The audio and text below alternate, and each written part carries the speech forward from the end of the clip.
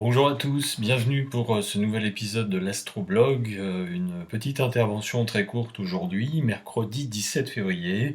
C'est la mise en place du carré Saturne-Uranus. Saturne dans le signe du Verseau et Uranus dans le signe du Taureau. Cet aspect de carré décroissant entre ces deux planètes est un aspect assez important, c'est un aspect majeur dont j'ai déjà longuement parlé dans mes interventions précédentes, que ce soit par écrit ou par vidéo.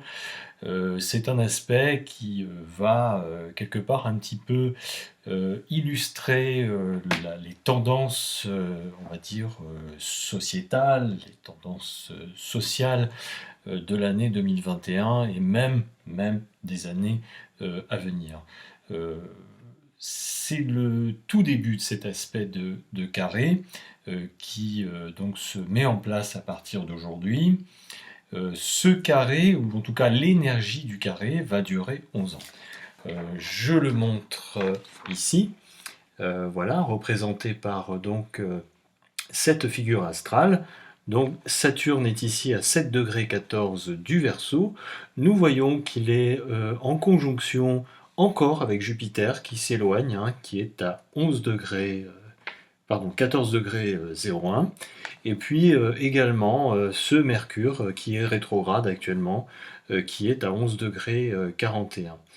Uranus est ici en signe du Taureau, donc à 7 degrés 14 également. Ce qu'on constate également, c'est qu'aujourd'hui, eh bien, au moment de la mise en place de ce carré Saturne-Uranus, il y a le passage de la Lune en conjonction exacte, mais vraiment exacte, hein, c'est-à-dire à l'heure précise de la mise en place du carré Saturne-Uranus, c'est-à-dire 18h50 ce jour, du mercredi 17 février, eh bien, la Lune est en conjonction exacte avec Uranus dans le signe du Taureau.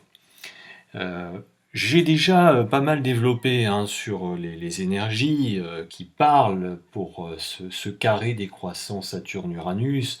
Donc Saturne qui représente des valeurs plutôt conservatrices et aussi l'expérience, c'est la structure également, c'est également les garde-fous sociétaux qui permettent justement aux différents éléments constitutifs d'un organe social, d'un organe, d'une structure, d'un organisme, de pouvoir fonctionner ensemble.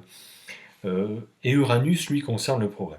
Alors il y a un volet que je n'ai pas encore abordé, c'est le volet, l'aspect scientifique.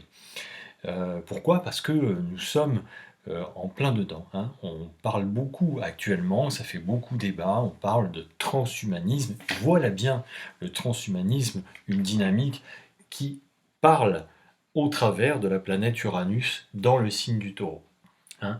Le signe du Taureau, on pourrait dire que ce sont les sciences de la vie et de la Terre. Uranus, dans le signe du Taureau, Uranus qui parle de progrès, de découverte, donc dans le domaine scientifique, on peut dire que là, dans les domaines qui vont concerner les sciences de la vie et de la Terre, il va y avoir sans doute des découvertes. Ces découvertes vont sans doute beaucoup révolutionner bien des aspects de nos rapports justement au monde du vivant. Ce dont on ne parle pas beaucoup également avec le signe du Taureau et en analogie la maison 2 et également Vénus, c'est l'aspect de la santé. On a tendance à parler de santé avec la maison 6, avec le signe de la Vierge, ou avec la maison 12 et avec le signe du Poisson.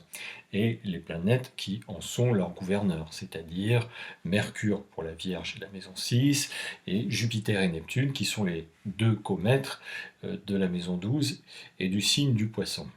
Alors c'est vrai que la santé concerne la maison 6 et la maison 12, le signe de la Vierge, le signe des Poissons, ça peut concerner entre autres dynamiques, mais sous l'aspect thérapeutique. En ce qui concerne notre santé de base, notre constitution de base qui nous est léguée par nos parents, par nos aïeux, par notre génétique, par nos ascendants, par notre ascendance, eh bien c'est le signe du Taureau, c'est la maison 2. Hein. La maison 2 parle vraiment des moyens qui vont permettre au corps de fonctionner le mieux possible, des moyens substantiels de base, des moyens constitutifs de base qui vont servir de nourriture pour que ce corps fonctionne le mieux possible.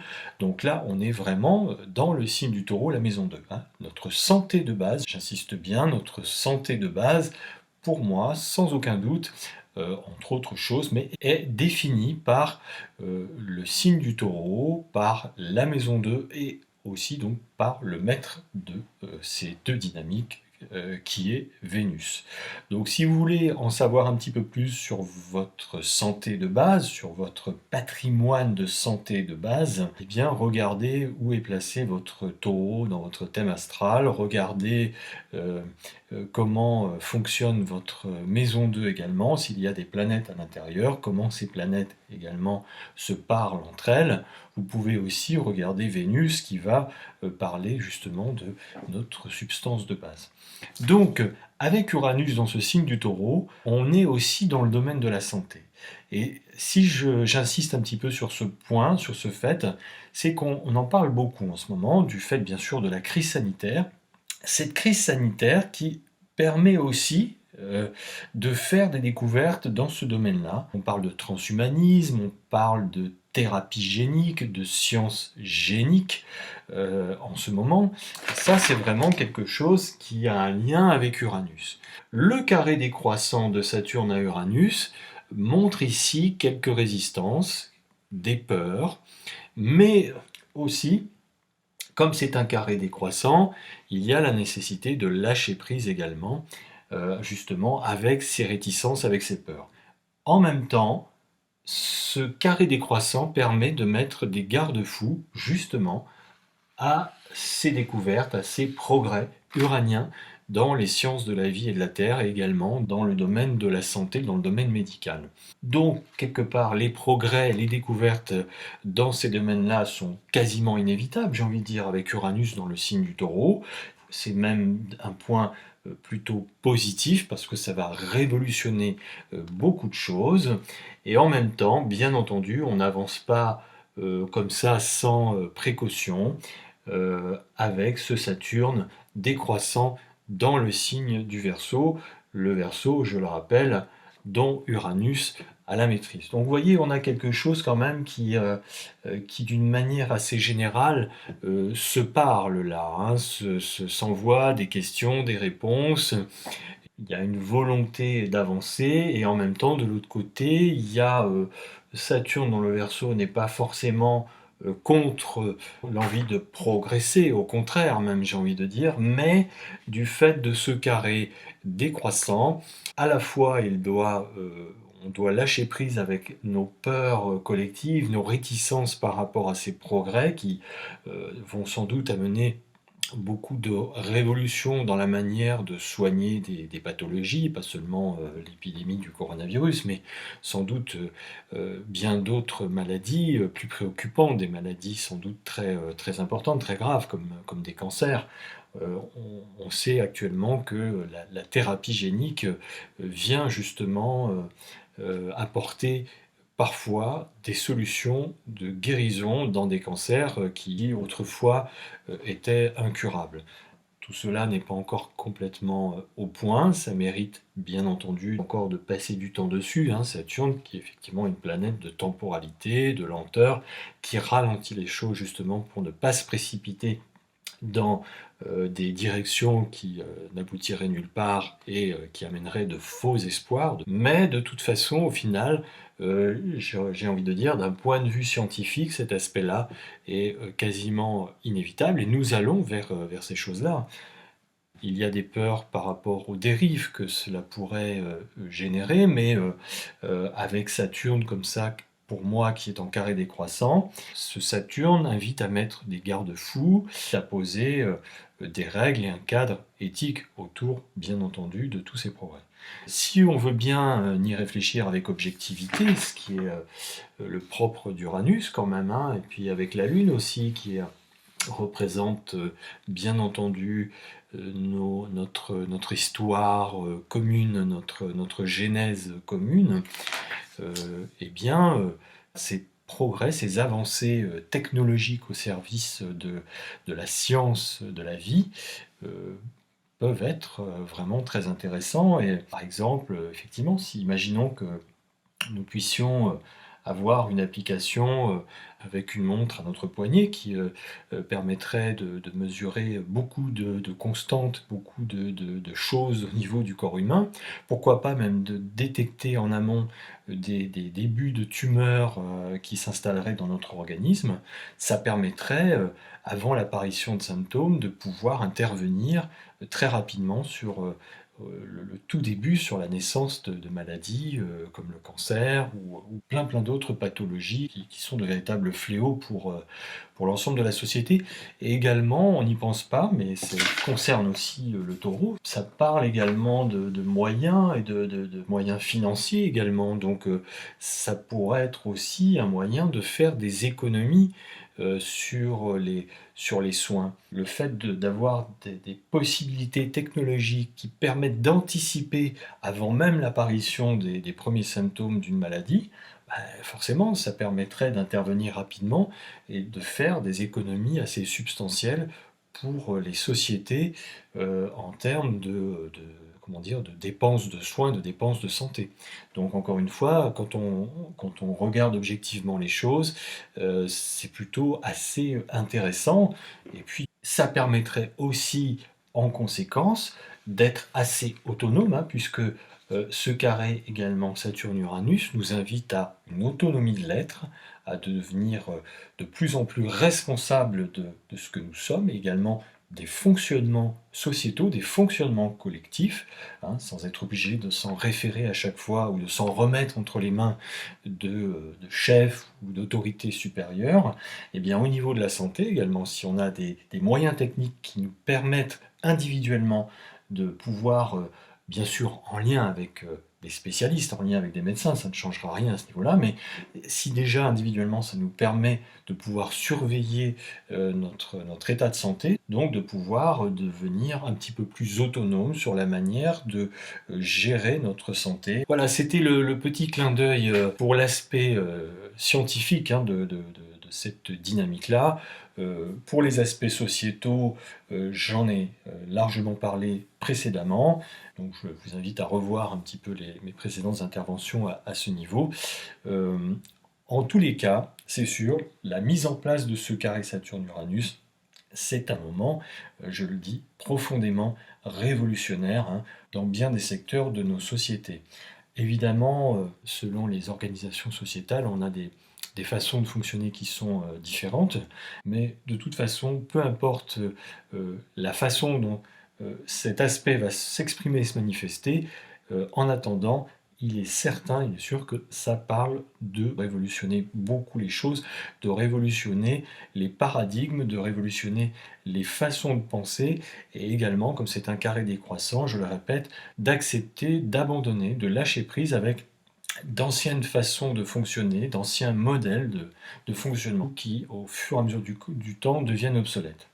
Avant la prochaine conjonction qui aura lieu en 2032, fin juin 2032, à la toute fin du signe du Gémeaux ici et au début du signe du Cancer, prochaine conjonction donc Saturne-Uranus, évidemment qu'il va se passer d'autres phases. Il y aura le moment de sextile entre ces deux planètes, il y aura le moment de semi-carré, le moment de semi-sextile, mais dans tous les cas, on sera dans l'énergie de carré. Cet aspect de tension dynamique qui, je le redis, nous invite donc à accepter de laisser tomber, de laisser faire, de lâcher avec nos anciens modèles, nos anciennes façons de faire et de fonctionner. Si j'insiste sur le fait que nous serons dans ce dernier quart dans l'énergie de carré, malgré le sextile et les autres aspects hein, qui vont bien sûr énergétiser et alimenter Saturne et Uranus, c'est que pour moi,